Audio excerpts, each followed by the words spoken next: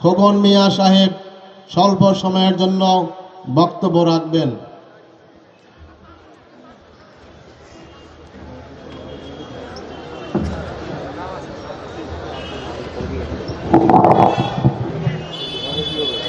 আসসালামু আলাইকুম।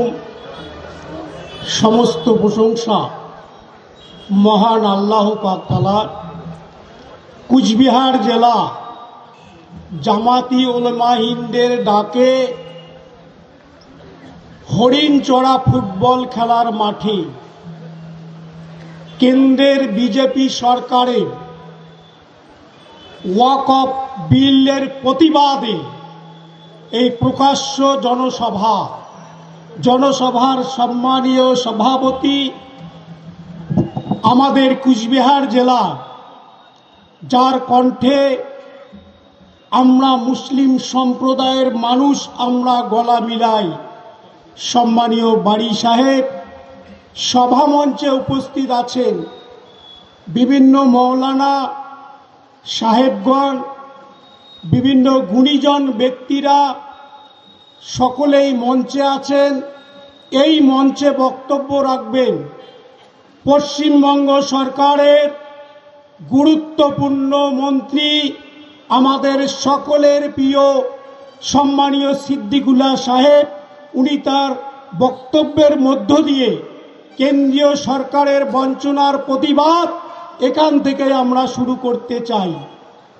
বন্ধুগণ, আপনারা জানেন কেন্দ্রের ভারতীয় জনতা পার্টি বিজেপি সরকার 2016 সাল থেকে যখন ক্ষমতায় এসছেন তখন থেকে মুসলিম বিরোধী তাদের আচরণ সব সময় প্রত্যেকটা নেতা মন্ত্রী বিজেপির যত আছে পশ্চিমবঙ্গ রাজ্য সহ ওই শুভেন্দু অধিকারীরা সব সময় দেখবেন মুসলিমদের বিরুদ্ধে কথা বলে, মুসলিমদের বিরুদ্ধে আচরণ করে, বিভিন্ন ধরনের কুকথা বলি।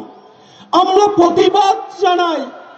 এই মুসলমানরা ভারতবর্ষের মাটিতে প্রায় 600 বৎসর রাজত্ব করেছে। ভারতীয় জনতা পার্টি বিজেপির নেতারা জানেন না।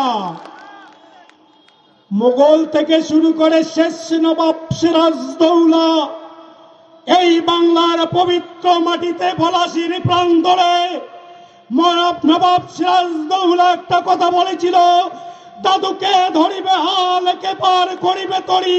550 বৎসরের রাজত্বে মুসলিমরা রাজত্ব করেছে এই দেশে। কিছু মানুষ আছে তারা আমাদের শেখাবে, মুসলিমদের শেখাবে যে মুসলমানদের থাপর অস্থাপর ভারতবর্ষের মধ্যে আমরা স্যালুট করিতে গঙ্গা ঝান্ডাকে, যে ঝান্ডা দিল্লির লালকেল্লায় দেশের প্রধানমন্ত্রী, দেশের রাষ্ট্রপতি প্রজাতন্ত্র দিবসে যে পতাকা তোলে, সেই লালকেল্লা মুসলিমদের তৈরি। কে তৈরি করেছে?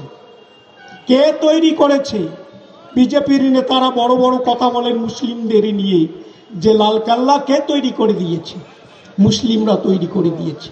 মুসলিমদের সম্পত্তি নিয়ে আপনারা কেন বিল আনবেন?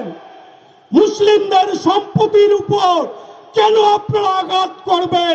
আমরা প্রতিবাদ জানাই। নরেন্দ্র মোদীকে পদত্যাগ করা উচিত। একজন প্রধানমন্ত্রী। আমরা শিখেছি নানা ভাষা, নানা মত, নানা পরিধান, বিবিধের মাঝে দেখো মিলন মহান।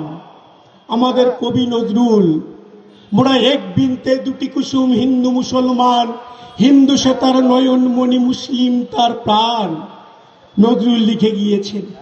আজকে ওয়াকফ সম্পত্তিকে নিয়ে কেন এরা টানা হাসরা করছে আপনারা জানেন?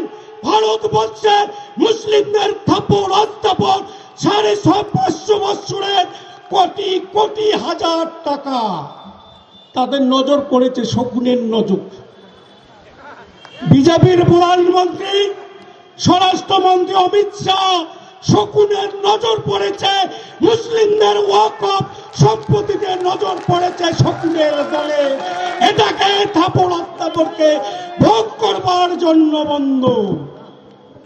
আমরা প্রতিবাদ জানাই মুক্ত কণ্ঠে, হাসতে হাসতে প্রাণ দেব। ওয়াকফ সম্পত্তি ছিনিমিনি করতে দেব না। ওয়াকফ সম্পত্তিকে বাঁচাতে হলে আমরা পথে নামব। নারায়ে তাকবীর! নারায়ে তাকবীর! নারায়ে তাকবীর! জামিয়াতে উলামায়ে হিন্দ জিন্দাবাদ! জামিয়াতে উলামায়ে হিন্দ জিন্দাবাদ! তাই বন্ধু, আমাদের সকলকে ঐক্যবদ্ধভাবে এগিয়ে যেতে হবে। এতটুক কথা বলে সকলকে আবারও সালাম জানিয়ে আসসালামু আলাইকুম। আপনারা ভালো থাকবেন, সুস্থ থাকবেন, মহান আল্লাহ পাকের উপর ভরসা করে আমরা চলবো। জয় হিন্দ।